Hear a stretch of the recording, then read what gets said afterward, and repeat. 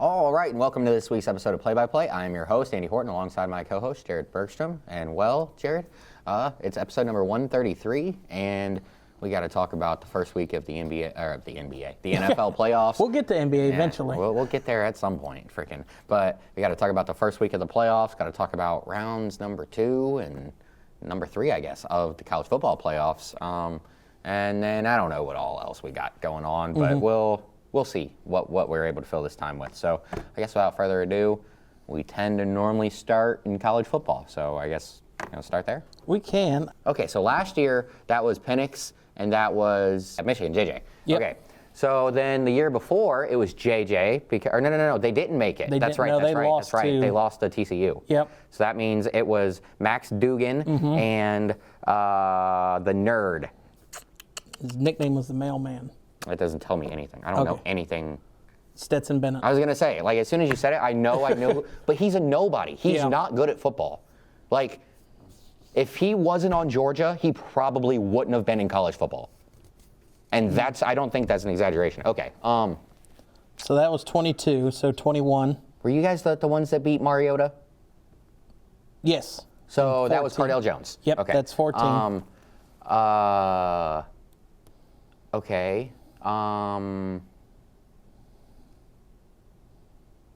Jameis and Thor, right? I think. And if it wasn't Jameis and Thor, then it was Jameis and Deshaun. What? Jameis didn't make it. Oregon beat them. That was the only year Florida State's been in it. How long ago was that? 14. Deshaun played in it in 15 and 16 against 2 Alabama quarterbacks. Two different ones. This is dumb. It's just a bunch of random dudes that no one's ever heard of. 15 was Coker from Alabama. No one knows who the that guy is. 16 was Hurts and Watson.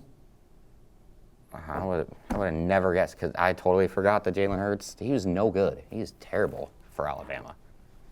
17 was Tua and Jake Fromm. Oh, yep. 18 was Lawrence and Tua. And then Lawrence and Burrow in 19. I literally said Lawrence and Tua. And you said no. Oh, I thought you said Watson and Tua. I said both. Oh. And then 20 was Justin Fields and Mac Jones. And then 21 was Bennett and Young. All right, so now on to the semifinals of college football then. Did we talk about Notre Dame and Penn State at all last week? Or were we just going to wait? I don't remember. Okay. So then we'll just start with that game.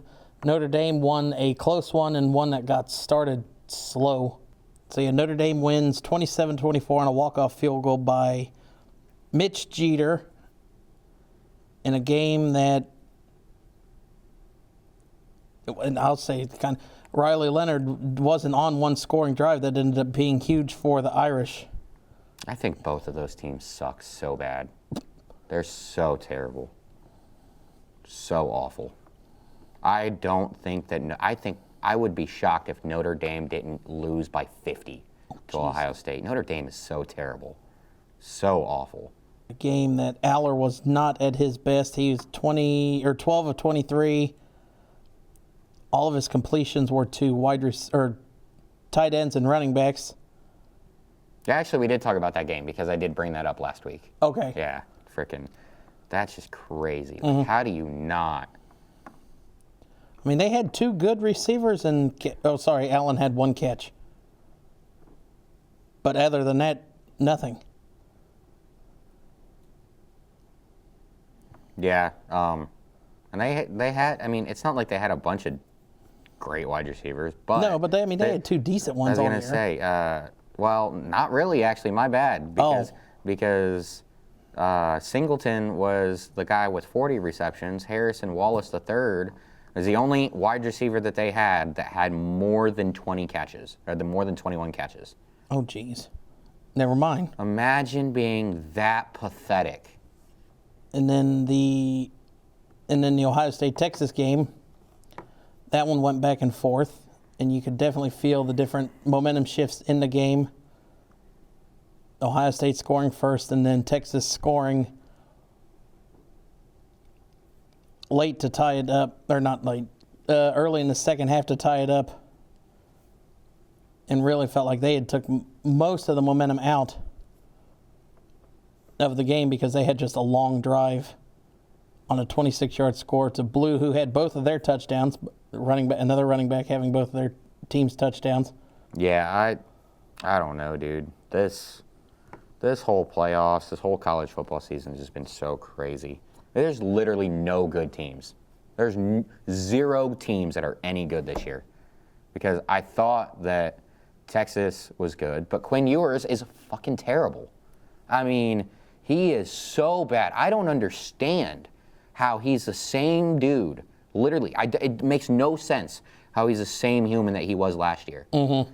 I mean, he had the same number of yards, pretty much. I mean, actually, this year, it's about 7 less yards. He has 9 more touchdowns, but has 6 more interceptions. And it's like, I don't know. All those touchdowns just must have come against bad, like all the bad teams that they played. Because I don't think he's played good against any good teams this year. Any of them. He didn't play bad. He didn't play particularly bad against ASU, but he wasn't good against Clemson. He did complete 70% of his passes, but 1 touchdown, 1 pick, 200 yards. Georgia, he was terrible in both of the Georgia games. He was awful in both of the Georgia games. I just... 5 touchdowns against Florida is really... The craziest part to me is the fact that he just today said he's going to the draft. How? And is it going to be one of those situations where in a week he's going to withdraw from the draft and transfer somewhere because his agent is gonna go to all the GMs and be like, yeah, we're gonna get drafted, right? And they're gonna be like, yeah, in the 3rd round. You're terrible. Right. I think I saw what he's like does the not 4th make projected any quarterback. Sense. Oh, I have no clue. Okay. I wouldn't draft him in the 7th round with how terrible he was this year. He was awful. And maybe it wasn't his fault.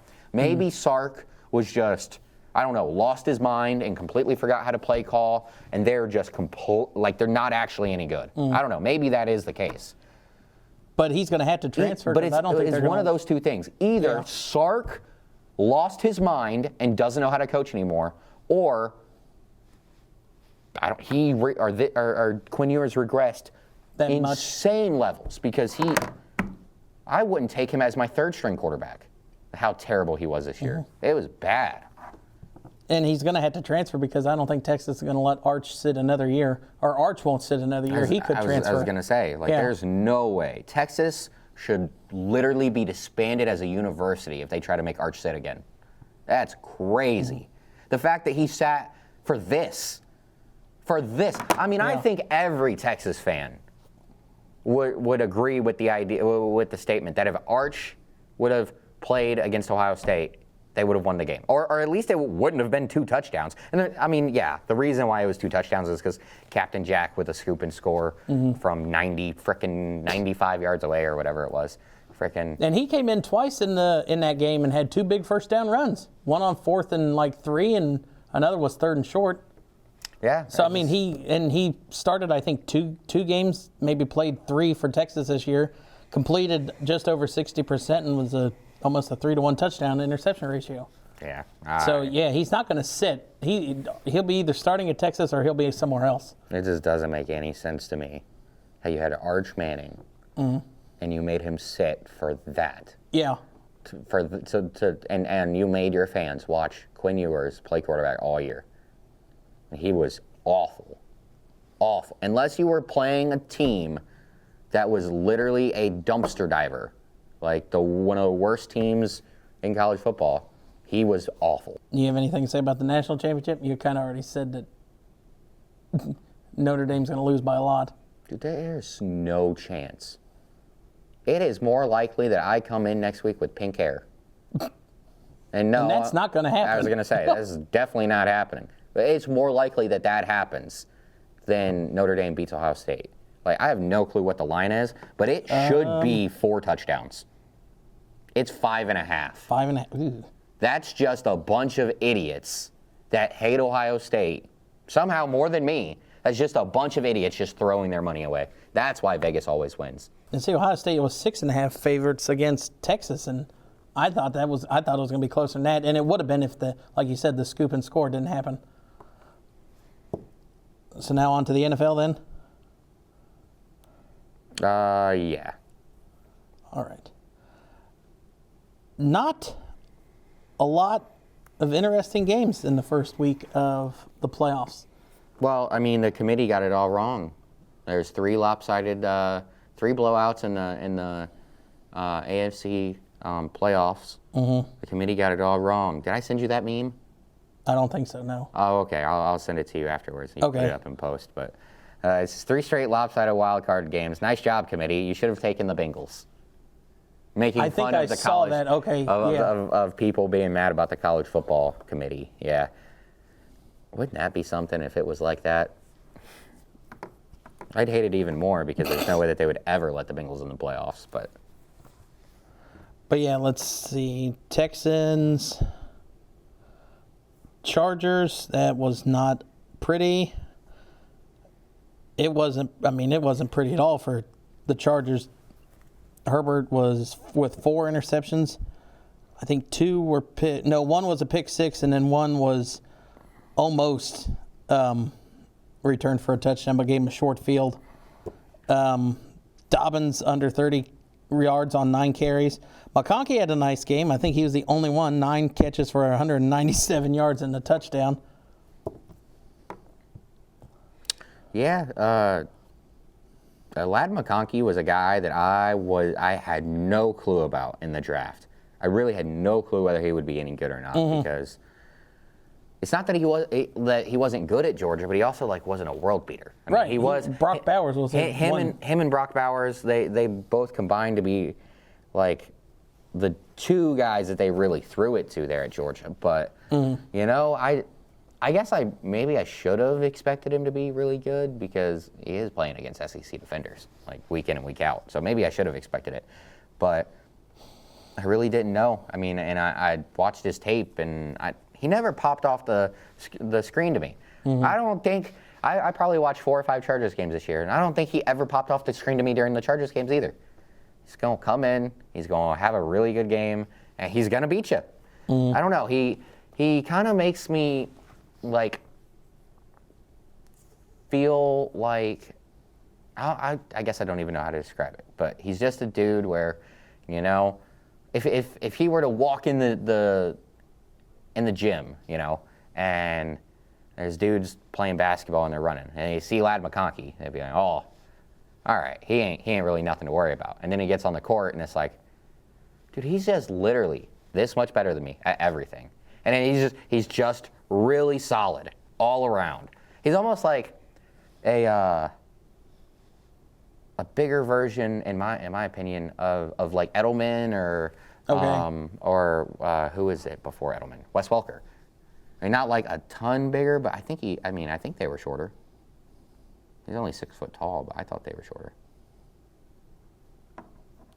Then Edelman wasn't a guy you weren't expecting to pop off the screen every game. 5'10", 200 pounds. Yep. Okay. Yeah, that was Edelman. Or pop off and have a big game, but you could expect it if you was looking at the stats, and he actually had a decent game like McConkey in this one. Wes Welker, 5'9", so even smaller. There you go. Hey, I didn't know Welker was that short. He's literally just a little bit taller. A couple inches taller. A little bit better. A few pounds heavier, and he's going to be better than both of them. Yeah, that's for sure. And I loved Wes Welker. And I'm not anti-Wes Welker, but I was a much bigger Edelman guy than I was Wes Welker. And I think that Edelman's a Hall of Famer. He doesn't have the greatest numbers in the world, but he's one of the best playoff players ever. Yeah. And it's does it kind of count as double production when it happens in the playoffs? I don't exactly know, but it means more, obviously. Right. And I think he is he either has the most catches in playoff history or most yards for a wide.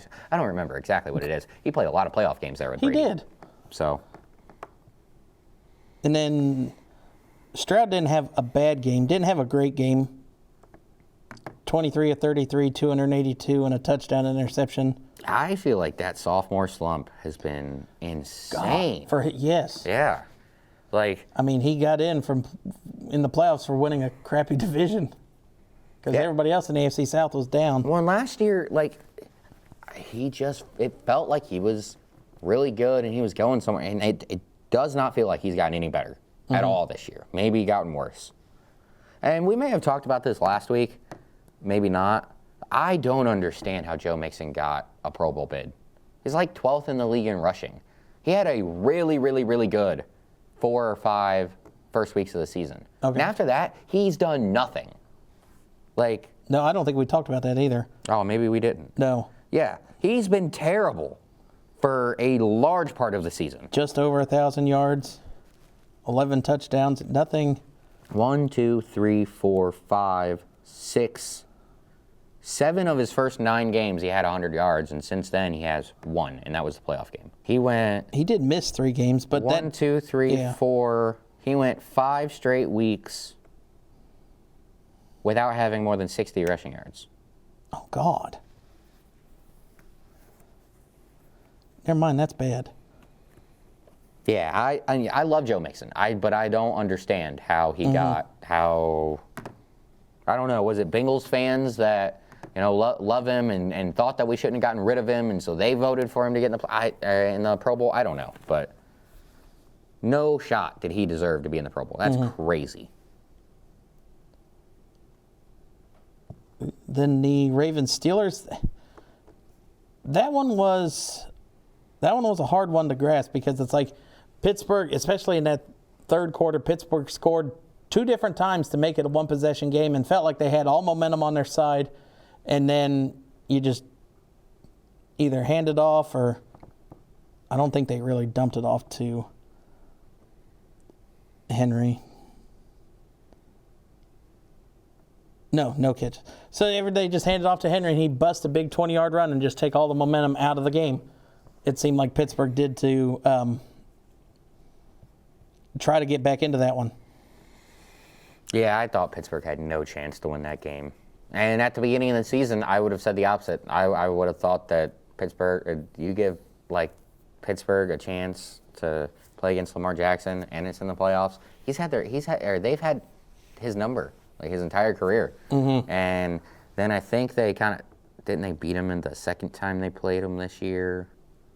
I know the Steelers won the first one. Yeah, the Steelers won the first one with only kicking field goals. Yes, and then doubled them up 34-17. Yes, the Ravens did win the second time. 3 weeks before the playoffs. And then it was it was in the regular season a 5-game skid, I think, right? So it turned into a 6-game skid for the Steelers.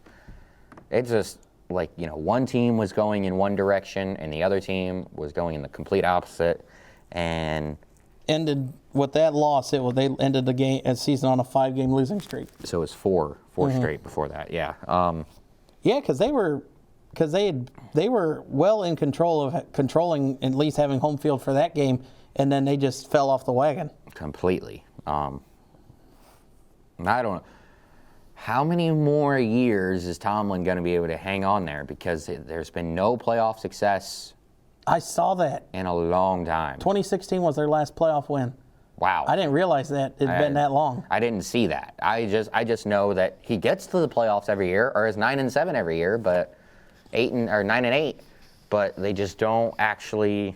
Once they get to the playoffs, they don't have the firepower to be able to make the difference. And it's even going to get worse, over the next couple of years, because, how much more does T.J. Watt have in him to keep, and Cam Hayward and Minkah Fitzpatrick? How much do those guys have left in them to be able to, propel this defense to still be able to do amazing things week in and week out? Mm-hmm.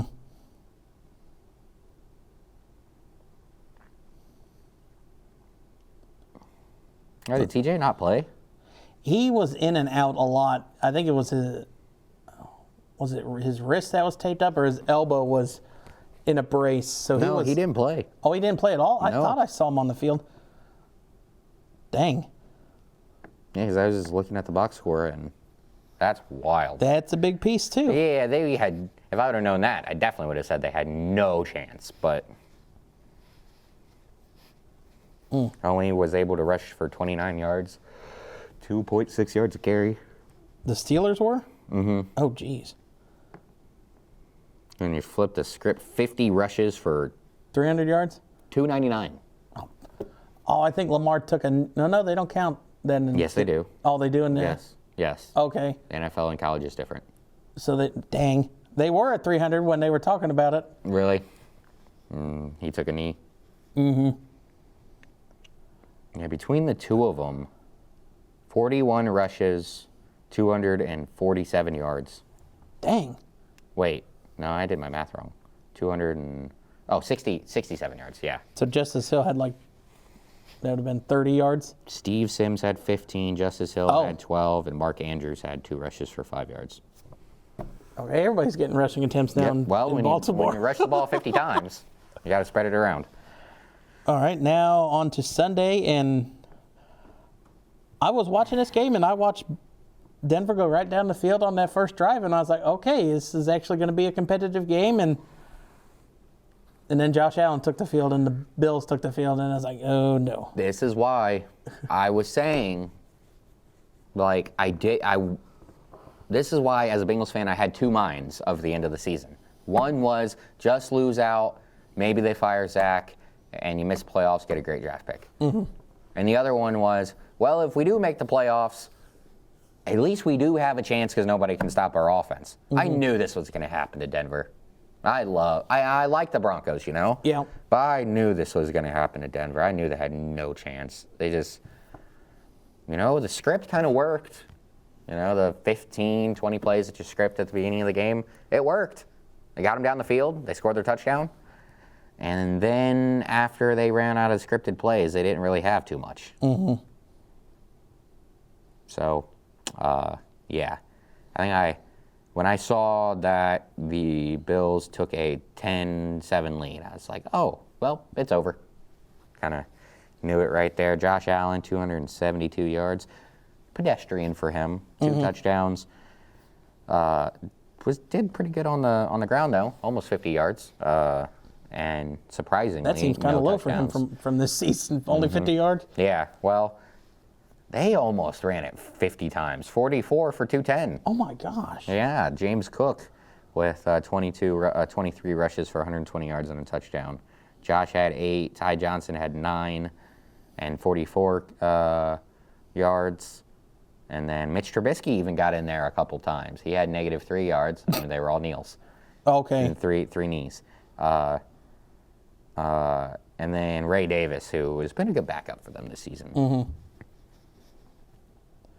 Khalil Shakir, my Boise State Bronco.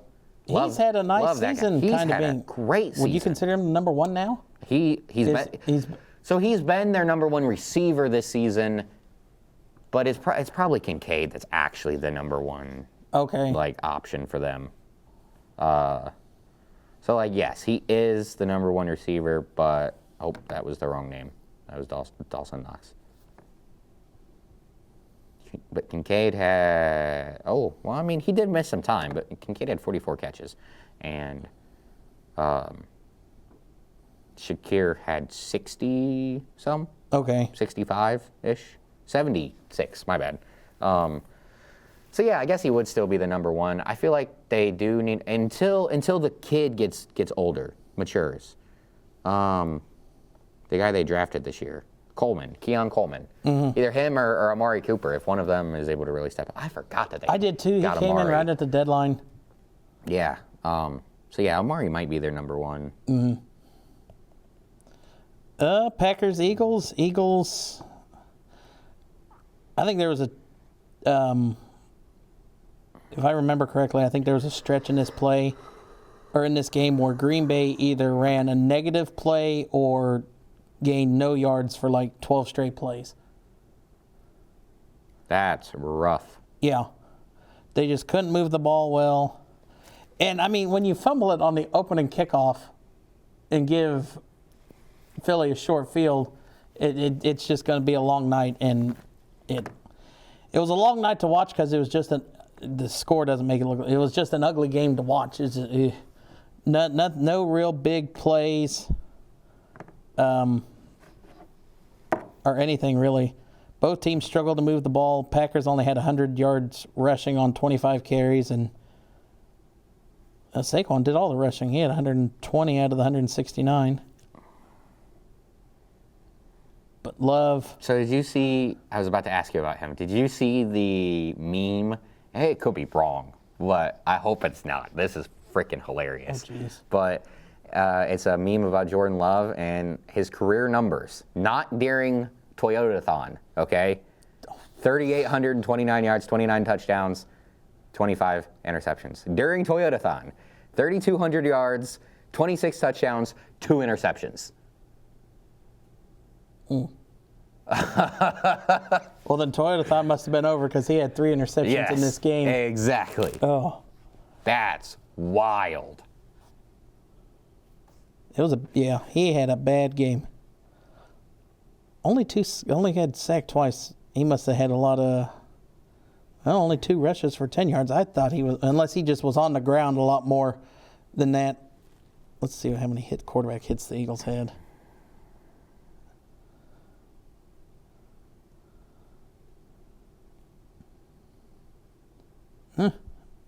Guess not. And then I had 5 hits. Oh, okay. So I guess he just was on the ground a lot. Yeah. And then what was the most exciting game of the weekend was the Commanders and the Bucks. And they both played good games. Daniels only 9 incompletions. Baker only 3 incompletions. They only threw the ball 18 times. Wow. This was one I was a little shocked about. Not that the Commanders won, but kind of the score and where it ended up being. I thought, and I heard a lot of people saying this too, I thought there was going to be a ton of points scored in this game. I did too. I thought we were talking 38 to 33, something like that. Instead, it was a little disappointing. And I just say that because there wasn't a ton of points scored. Yeah, I took the over, and it was like at 49.5 when I took it. Yeah. Jaden Daniels, he's just so awesome every single week. Mm-hmm. And he's had 11 incompletions on 35 attempts, had 268 yards, 2 touchdowns. Never makes a mistake, almost. No, virtually all year he's kind of played I don't think he had a game where he completed or threw more than. I just hope that he doesn't turn around and have a season like C.J. Stroud next year. Oh, God. That would make me upset because I'm a big Jaden Daniels guy. D.C. might burn to the ground if they do. Their Commanders fans are a little bit crazy. De'Ami Brown had a great game. 5 catches for like 89 yards and a touchdown. He only had 300. He only has 300 yards. Had 300 yards on the season coming into that game. So big one to really elevate his numbers and help them get to the next level. Yeah, his most yards in a game before that was 56 this season. So De'Ami Brown having the biggest game of his season by far, and maybe even the biggest game of his career. If the numbers aren't the biggest game of his career, definitely the most important, you can say, because it's a playoff game. They struggled to run the ball, which I was surprised with. 33 rushes for 82 yards, so that's 2.5 yards a carry. It's not very good. Not when they've been a predominant, not run-heavy team, but they had a lot of, success running the ball this year. Yeah. Let's see, I was looking at Daniels. Outside of the Dallas game the last week of the season where I think he just started to get like his bonus for the year or whatever, he was 6 for 12 in that game. His lowest completion percentage game was 55%. He was 21 of 38 in the Chicago game with the Hail Mary. Other than that, you have 67, 61, 62, 83, 85, 65, 69, 68. Carolina, he was 2 for 2 in that game. And then 68, 56, 70, 70, 79, and 91 against the Bengals. So he had a phenomenal season, and maybe he's not the offensive rookie of the year. I don't know who else could be. Bo Nix could give him a challenge for it because of Bo. I think Bo Nix, I don't remember what his final numbers were, but if it's not those two. I would definitely agree. Got to be one of those two. Then the Monday night game, which due to the LA fires was pushed to Monday night. After they moved the game, I think the line moved about 3 or 4 points in the directions, of Minnesota. And then, well, that is not the game that we saw happen at all. Sam Darnold didn't have like a terrible game, but didn't have a great game either. His offensive line did nothing to help him. He was sacked 9 times. 9 times. 9 times, guys. My goodness. That's a lot. Sheesh. Those are getting into Justin Field numbers. Yeah. 25 for 40, a $145, and a touchdown and a pick. They were able to run the ball pretty well. They had over 106 rushing yards, and that's like 4.5 yards a carry. A little bit better than that. Justin Jefferson and T.J. Hawkinson had okay games, but I don't know. Just the fact that the 9 sacks, he was trying. He was throwing like this. Yeah, he goes back to the Jets days. Yeah. It looked like he was back at the Jets days. Didn't throw the interceptions to be seeing the ghost. Yeah. But he did end up having 2 turnovers, and one of them was an interception. So. Yeah. And Minnesota had 5 quarterback hits as a team. Dang. Their quarterback was sacked 9 times. They had 5 quarterback sacks as a team, or 5 quarterback hits as a team.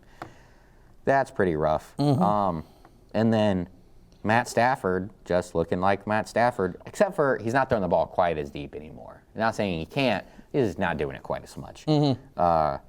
27 attempts, 19 completions, 209 yards, 2 touchdowns. Kyron Williams just... Of course, his 2 touchdowns were to nobody who I picked. Nakua or... Well, I played Williams for a touchdown, but I was counting more on the rushing side, but... I was going to say, he did get that touchdown. Yeah. Tyler Higbee, I don't know, when did he end up coming back? I know that was missed. His first game back, Was it? Yeah. Okay. And then he got hurt. Oh, really? I think he hurt something in his shoulder. He played against the Seahawks last week. And he played the week before that and the week before that. Oh, I read somewhere that it was, let's say it was like his first really big test back. I don't know. Oh, he hadn't played before the 22nd. Okay. He's been back since the 22nd. Oh, that's right. He got hurt on like one of those last plays in the playoff game last year against Detroit. Oh, did he? That was the one where they came back on that crackback block and he tore his ACL on that hit. And so, so that's why he hadn't played since then. Well, he's back, and he's looked good through his few games. Had 5 catches for 58 yards. Puka Nakua, 5 catches for 44 yards. Cooper Kupp only had 1 catch. Was only targeted at 1 time. That's the wild part. Dang. With 1 catch for 29. This was another one of those games where I was a little surprised at the fact that there just wasn't. I thought there'd be more scoring. Like, I guess with Sam Darnold in the ground being under fire all game long, it really made it hard for them to be able to score and move the ball and stuff. I mean, I guess I shouldn't even say necessarily move the ball. They had almost 300 yards because they had. He had 2-something passing, didn't he? Yeah, he had 209 passing. Okay. And they had 90 rushing yards. So they were. It's not that they couldn't move the ball. It's just when they got into the most important parts of the field, they couldn't convert. Take a sack out to get out of the field goal range. Right. Well, and then you look at it, and it was the third down efficiency. Oh, wow, they actually were better than the Rams. The Rams were 2 of 10 on third down. Ouch. They were 6 of 17, the Vikings were. But then 1 on 4 on fourth downs, really. Wherever you're going for it at, you're putting your defense kind of in a hole, it seems like. Yeah, Dan Campbell's not the Vikings coach, so they don't need to go for it that much. So I saw this morning. The Vikings had 4 losses this year. And both losses were to the Lions and to the Rams, and both were in back-to-back weeks. On the October 20th and the 24th, they played the Lions and lost 31-29, and then lost 30-20 to the Rams. And then last week, a butt whooping to the Lions, and then got handled by the Rams this week. So the first turnover on downs is 4th and 2 at the 50 with a minute and a half to go in the first. They didn't get it, and then the Rams marched down and scored a touchdown before half. Okay. In a minute 12, which makes it 24-3. And then the other two turnover on downs came in it looks like the fourth quarter. So at that point, yes, it was the fourth quarter. At that point, you got to go. Right. But they stabbed themselves really badly in the foot there right before halftime, because if you're unable to pick that up, the Rams score that touchdown, okay? But if you don't go for it and you just kick it away, you got the ball first after halftime. Instead of being down 3 touchdowns coming out of the half, you're down 2. And if your defense is able to stop them from going, 80 yards, so it just really puts you in a way different mental spot, right? Being down 2 versus being down 3 touchdowns. And so they came out, had to punt it away, and then the Rams, they got the ball back immediately, were able to kick a field goal. That was it. I mean, nothing else really happened after that. All right, so this week's matchups in the divisional round, starting on Saturday, the Texans will take on the Chiefs at Arrowhead. Chiefs are 8.5-point favorite. The over-under line of 41.5. And before we make that pick, I have to talk about it. When I got off work today, I got in my car, and Off the Bench was on, and one of the guys on Off the Bench, his name's Jacob, he said, this is so wild, that he thinks it's more likely for the Chiefs to lose to the Texans than for the Lions to lose to the Commanders. And I just don't understand it. One, the Lions are going against a rookie quarterback, which makes it way more he said that he thought it was more likely that the Titans would beat the Chiefs over the Lions, or over the Commanders beating the Lions. I don't know if I agree with that, because his whole premise was that, well, the Chiefs haven't been good on offense this year, so they won't be good on offense. It's like, yeah, sure, they haven't been good on offense, but their defense has been amazing. Right. And C.J. Stroud has been bad. He's not been particularly good this year. So if that defense last week against the Chargers carries over to this week, I'd say it's a pretty good chance that the Texans could be in it at the end. But Stroud struggled with mediocre defenses this year. And like you said, Kansas City's been one of the tops all season. I don't see... C.J. Stroud was sacked 52 times, had 12 interceptions, and 20 touchdowns. That is not nearly good enough. No. In my opinion. They weren't an efficient offense. No. Really at all this year. And especially if Nico Collins wasn't there, they really, really, really struggled. Right. Nico Collins wasn't there for part of the year. Tank Dell's been out for the last half of the year. Diggs was virtually gone.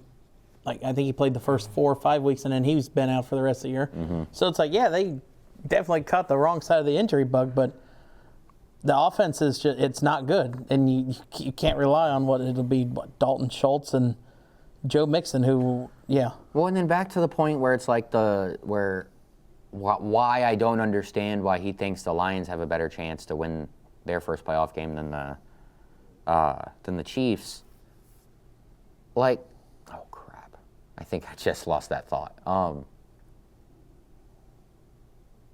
Yeah, I did lose that thought. It's going to be hard for Daniels. Oh, that's what I was going to say. Yeah.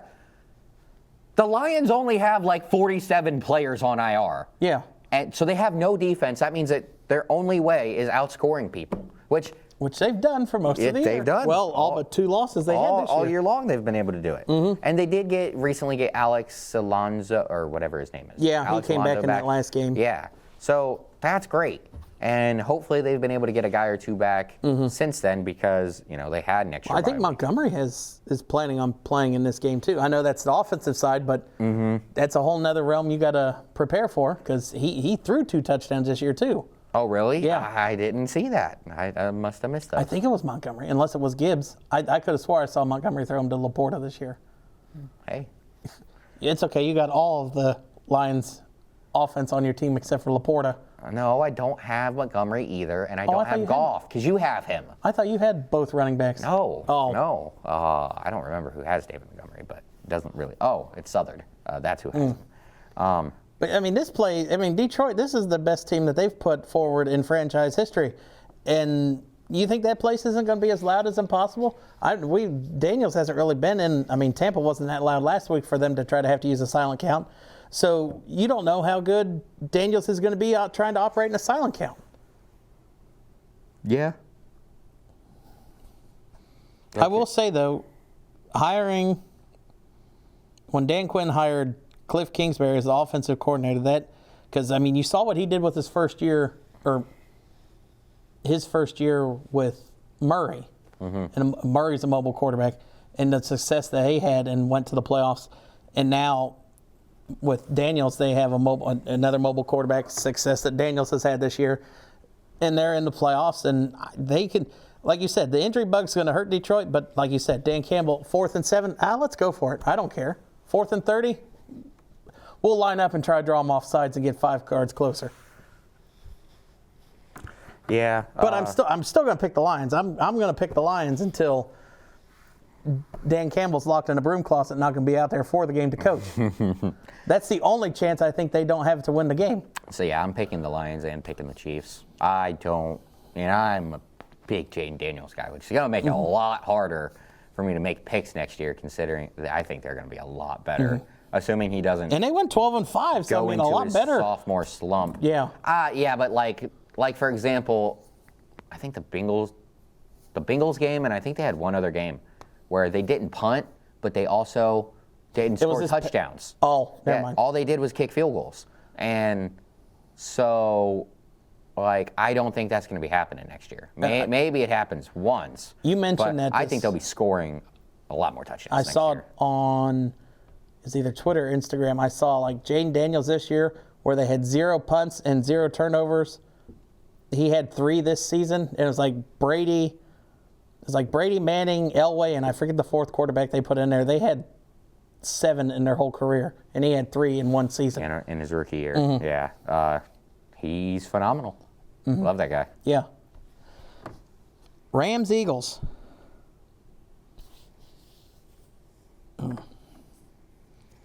Let's see. Philly favored by 6.5. Over under set at 43.5.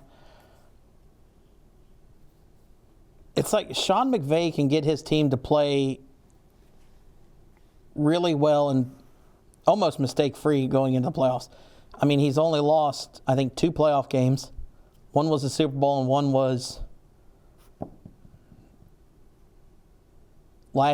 2 years ago. I was going to say, don't ask me. Yeah. So he doesn't, he's a younger, I'm not going to call him Bill Belichick, but he doesn't lose in the playoffs. He's only lost 2 or 3 playoff games his whole career. So I think I'm going to take the Rams. Philly, you don't know what you're going to get with them. Are you going to get the Saquon where he's got 210 yards in a game, or are you going to get where Hurts is struggling to move the ball, the offensive line's not creating the holes? I don't know. Philly's been up and down this year, and they've been really hard to read. And that's hard saying for a 14-3 team, but there were some games that they got ugly wins this season. Did these 2 teams play each other? Let me look. I am also looking. Okay. Your phone's probably moving faster than mine. It's slow in here. The Rams and the Eagles. Yes, the Eagles won by 17. Oh. When did they play? It was a little more than halfway through the season. Oh, here it is. Okay.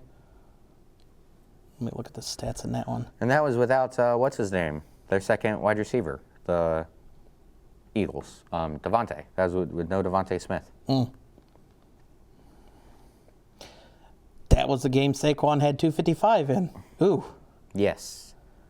I am going to pick the Eagles. If I hadn't just looked that up, I was probably going to pick the Rams because it feels so hard to trust this Eagles team at times. Mm-hmm.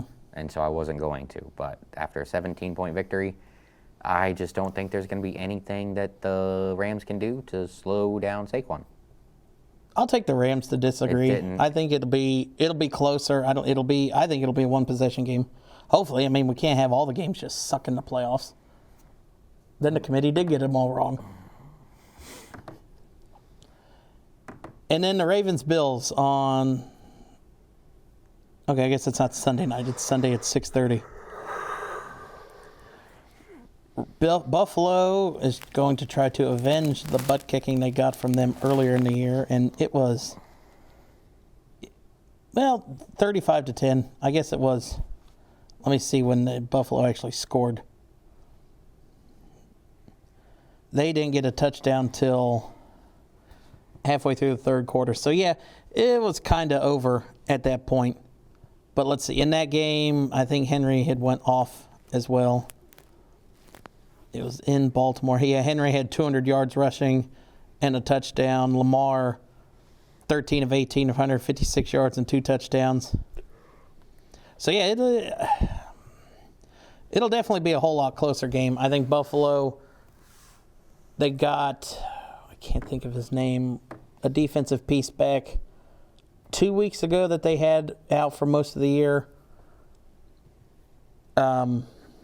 It's kind of split, 50.3 to 49.7 on the fan vote on ESPN. And this one is, Ravens are favored by 1, actually, and 51.5 on the over-under.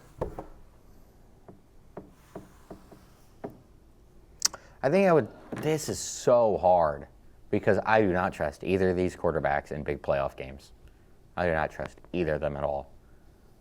So it kind of comes down to I've seen Derrick Henry carry teams to the AFC Championship game by himself. And I don't think that that's going to be the case. I was about to say, did the Titans ever make it that far? Yes. Okay. Yes. The Titans, I think it was the first year that Mahomes won the Super Bowl. You're going to make me go back and look. Okay. But,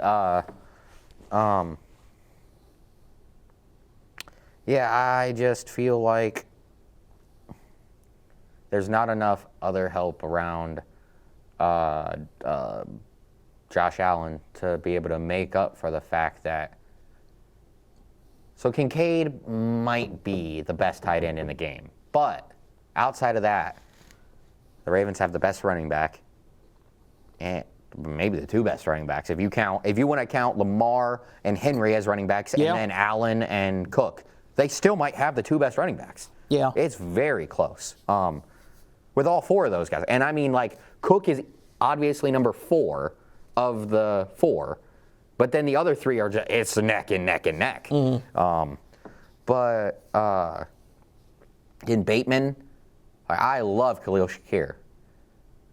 He's not as talented as Bateman, and he's not as athletic, and he's not as fast, and there's a lot of things that, or I said Bateman, I meant Zay Flowers, I'm sorry. Bateman's their number 2 wide receiver. I just don't think that, it just feels like the Bills aren't going to have enough, and I hate to say that because I hate Baltimore. And you don't want to see Baltimore and Kansas City in the championship game. That's for sure, because then that means one of the teams I really, really don't like is going to be there. Amari Cooper is probably going to have a big game in this one. He hasn't really had one since he came to. It's been a while. Buffalo. Well, yeah, it's been a while. He didn't even have that big of one in the last part of this season with Cleveland. I will take the Bills close, like a 1-score close game. See, both these teams, they could easily go 45-40, or it could be like a 28-31 game. Because both of these teams can get in their way with the mobile quarterbacks trying to make plays and on their scramble drills or whatever and lose yards. But yeah, it'll be a 1-score game in favor of Buffalo because. How many weeks are there in the NFL season? 18. They play 17 games, including playoffs. Oh, that's what I meant. It's 21. Divisional. Wild card divisional championship Super Bowl 17. 22. 22 now? So take one away. Yes. Okay. So in 2019, the Titans and the Chiefs met in Week 20. So that is the championship games. That's right, because that was It was a 35-24 loss to the Chiefs. I think that was the year the Ravens had the 1 seed and the Titans upset them. Yes. Okay. Yes, in the second round. What year was that? That was 2019. 2019 season, and so it was 2020 by the time those games happened. I remember that because I was at the Joe Diffie his last concert, and turned into the game at intermission and saw the score. So yeah, I remember. Yeah, okay. I forgot. I didn't know that went to the championship. I thought that was just like the next round, but okay. So you gonna make a pick? I'm looking at one more thing. Okay. Yes, that was also 2019. They beat Tom Brady in his last year with the Patriots. They beat them in the first round. God, how'd that team just fall apart? Who so that meant Tannehill was the quarterback then? Yes. Oh. That's how. I like Tannehill, but there's nothing. That's why they beat them, and then why they lost too. That's why they fell apart, is what I'm saying. Like, I like Tannehill, but he was nothing special. In 2019 was his last season. So, yes, Derrick Henry took Tom Brady out of the Patriots jersey. I just had to double check. Didn't I make a pick? I thought I said the Ravens. Oh, you might have when you were talking about it, but I might not have heard it. Yeah, so I just feel like Josh That's right, because I said also you're going to have 2 teams you hate in the championship game. Yes, yeah. No, don't want that, but it'll likely be the case. So in a perfect world, they'll both lose this week, and we don't have to worry about that. Wouldn't that be amazing? And then, since we're pretty much done with that, we have a couple head coachings we could talk about. We could. Okay, so I guess we can here in a second. But before that, did you hear that Caleb Williams got pranked? No. Okay. Oh, God. I don't know how, but someone was able to get his phone number and pretended to be Ben Johnson. I'll send it to you so you can put it up in post. But Jesus. But they texted him. Said, "Hey, Caleb, it's Ben Johnson. Just wanted to reach out ahead of time before it gets released to the media. I will be taking the head coaching position. Very excited to work with you in the future. Great things." Actually? Question mark? Ben? And he said, "Yes, I wanted you to be the first to know. We will talk more as the season winds down." Okay, cool. Sounds good. I'm definitely excited for the future. Let's get this shit going and turn it around and do what hasn't been done in years. In the meantime, fucking go kill it. We'll talk soon. And then the guy called him. There's a video out there. The guy called him, and Caleb was actually a good sport about it. He answered the phone, and the guy was like, he saw the guy's face, and he pretty much almost immediately started laughing. And the guy was like, "Sorry, I'm not Ben Johnson, but you're gonna be great," and just kind of gave him a handful of compliments. And he was like, and I think you could hear in the video, Caleb was like, "Oh, I saw good, man. It's not, you got me. Whatever. It's not that big of a deal." So at least Caleb played it off cool. I like that. Makes me dislike him. Like a little bit less? Yeah, a little less. Go get your new phone number. But also, how the heck did you really think that Ben Johnson was just going out the blue text you? No one in the organization was going to know. No one was going to tell you. Like, no. You just thought that randomly, hey, he just talked to somebody in the building. Hey, give me Caleb's number. Let me text him. I don't know. Seemed a little gullible.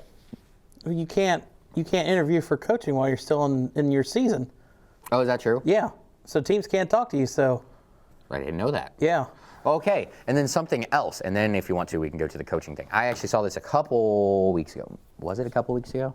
Well, this says. I got something else. This says it was the 9th. So it was 2 weeks ago, or no, last week. Right after the show.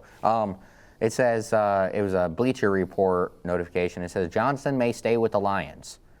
Talking about Ben Johnson, obviously. And it says, no guarantee OC leaves the Lions if ideal head coach destination doesn't emerge. And I immediately took a screenshot of that, and I sent it to my dad and my uncle, and I was like, he's waiting for the right quarterback? ... Could we get lucky and we miss the playoffs next year and then we hire Ben Johnson? I don't want to miss the playoffs, but I don't want Zach Taylor either.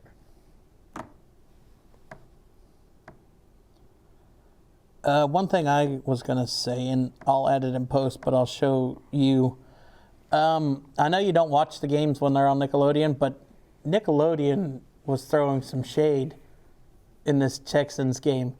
Like, they threw a graphic up, it's like there was 11 punts and no points yet or something, and they brought up Dora, and, you know, she, like, talks about a map, and she goes, oh, does somebody need a map to the end zone?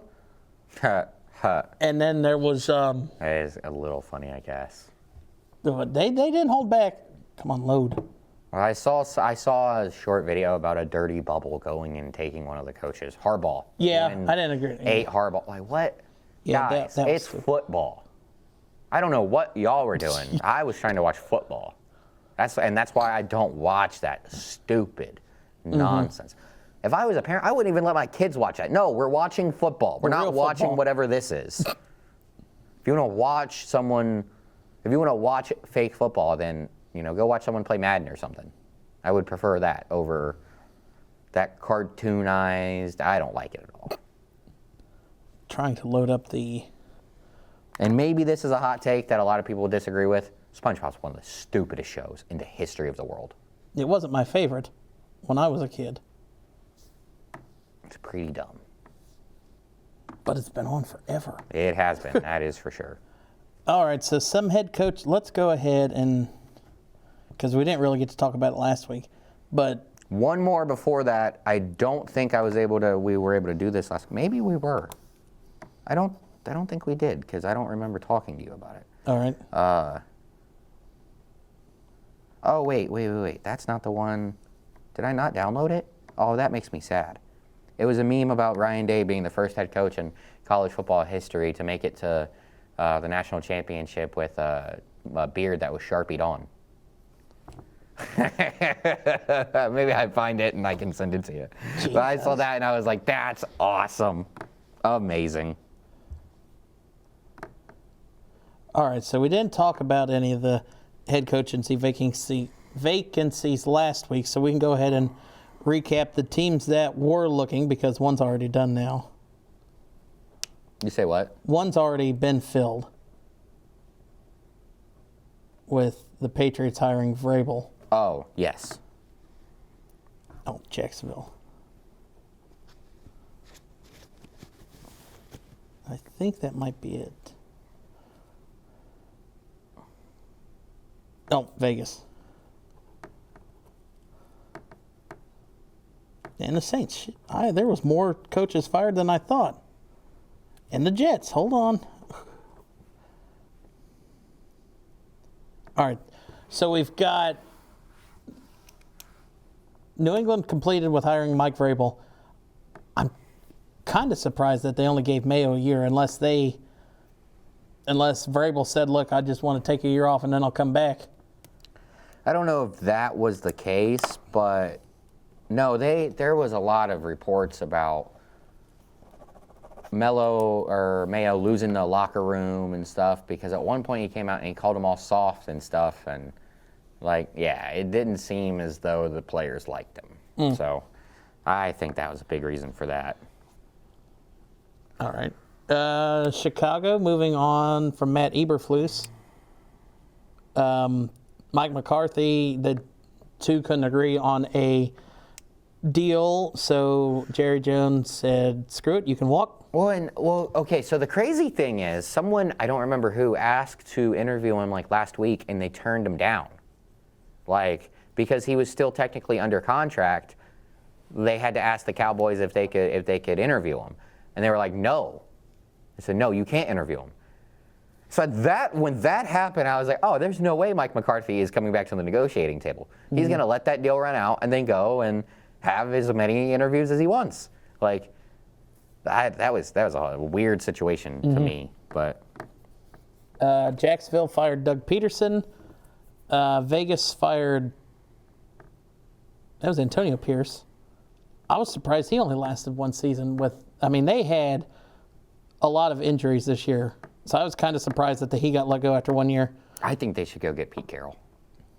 See, that's where I saw his name was on the Cowboys, the Jaguars, and the Raiders. The Jaguars or the Raiders make sense. The Cowboys doesn't at all because the Raiders and the Jags, the Jags not exactly because they have Lawrence, and that's $250 million, and who knows if he's even going to be any good or not. But those two franchises, you can go, except for the Lawrence thing, you can go and rip everything down to the studs and do it how you want it. You can go and get everybody new that you want.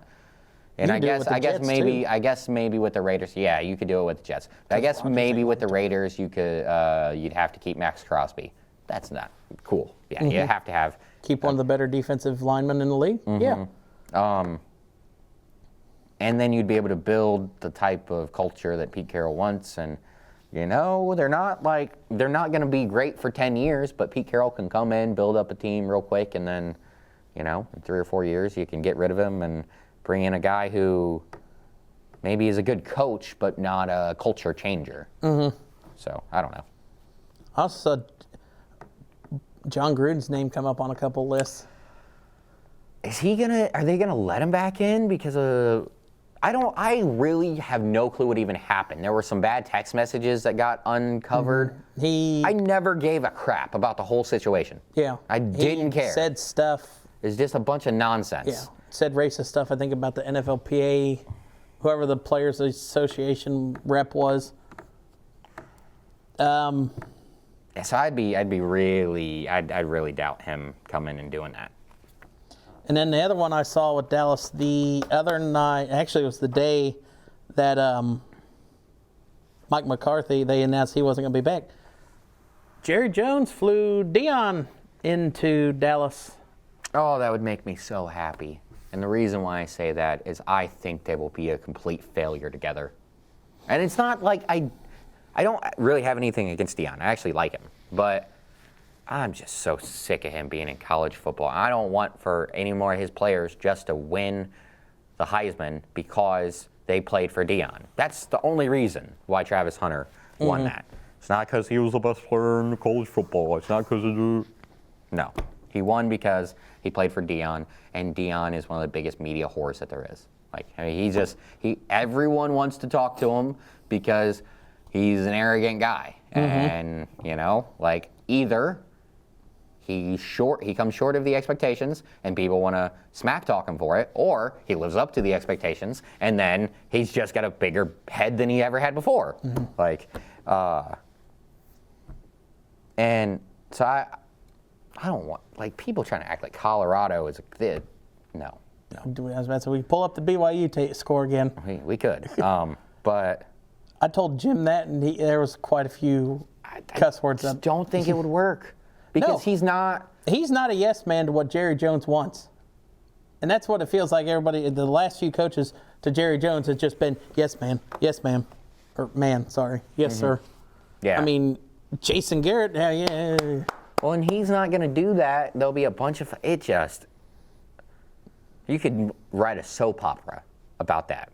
If Dion goes and is the Cowboys head coach, that will be the next hit daytime soap.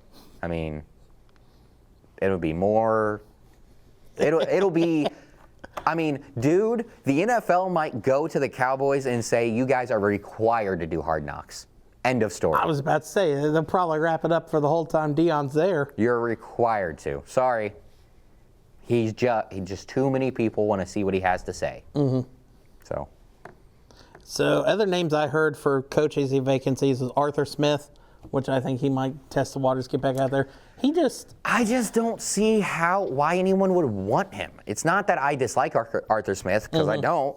I saw him on McAfee a handful of times. Seems like a fun guy, and love his mustache. That's awesome. But I mean, he wasn't. the Steelers' offense was not like that good this year. No. And specifically, if Pickens was hurt, they did nothing. Right. Kingsbury could be one once Washington's season comes to an end. He could be one that could be back out there on the interview trail I saw. Yeah, I mean, he can take the interviews, but I wouldn't be shocked seeing him go to the Bears. And I feel like that would just work out so well. And I don't mean actually in a good way. I just mean that his first stop as a head coach did not work out. And I don't think it would work out again because it's the Bears and it's Caleb Williams. And if you're going to be in that division, you probably should have some toughness. There's nothing tough about Caleb Williams. And Cliff Kingsbury's like this tall, so there ain't nothing tough about him. Oh, really? Yeah, he's a short guy. But I was just going to say, it just, Dan Campbell is the perfect coach for the Lions.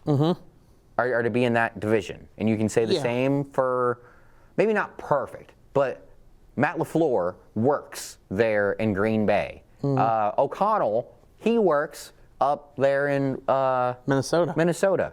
So either you got to find a complete guy who's an offensive guru, which Cliff kind of is, or you're going to have to find a guy who's not afraid to make the media think he's crazy, talk about biting people's appendages off.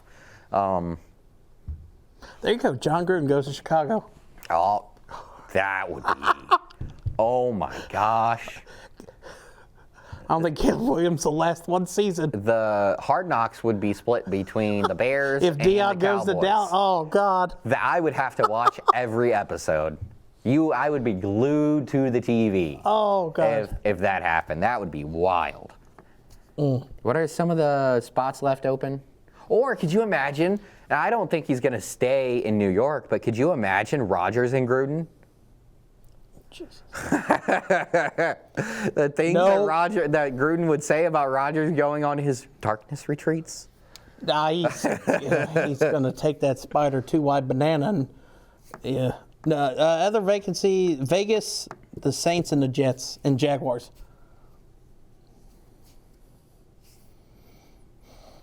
I'm trying to think where these guys could fit.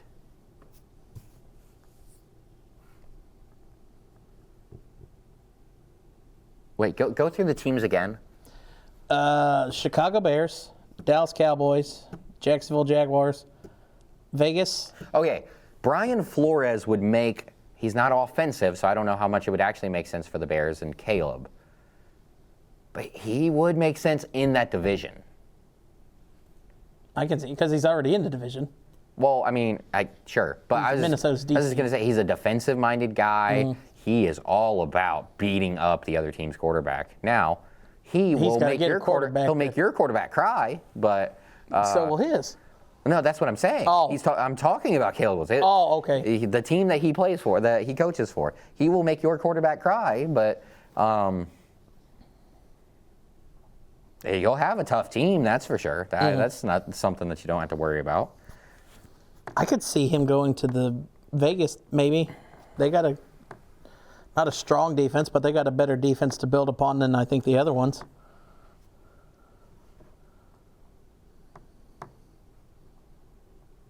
See, and I'm looking at this list of top Candidates? Candidates.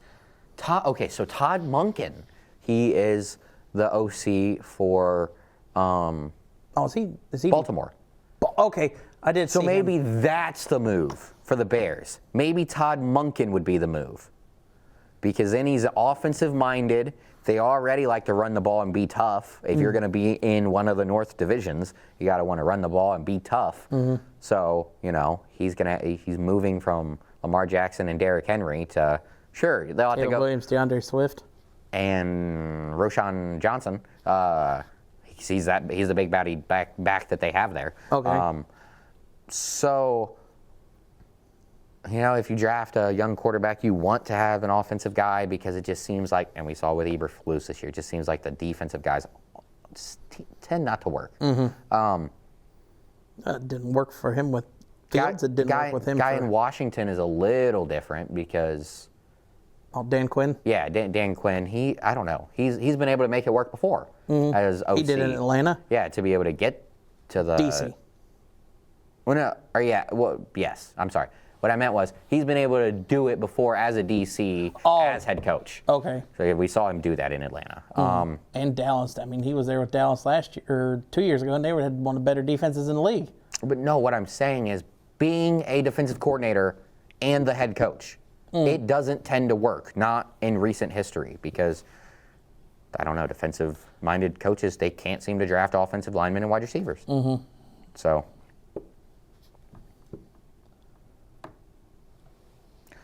And that could not be the end of the list. I mean, Todd Bowles could. I mean, we kind of talked about him last year that he could have been out. I don't think they will. No, but I mean, think they will.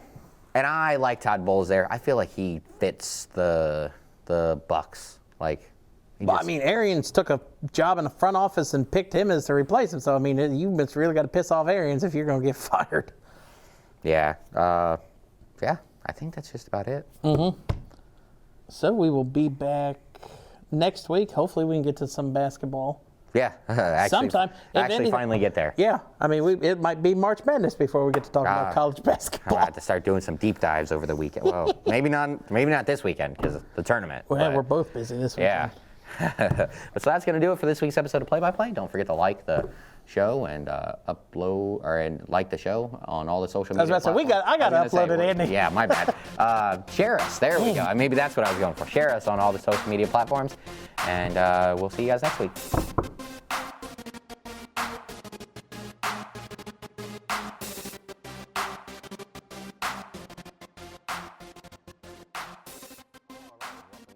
Episode of Play by Play. I am your host, Andy Horton, alongside my co-host, Jared Bergstrom.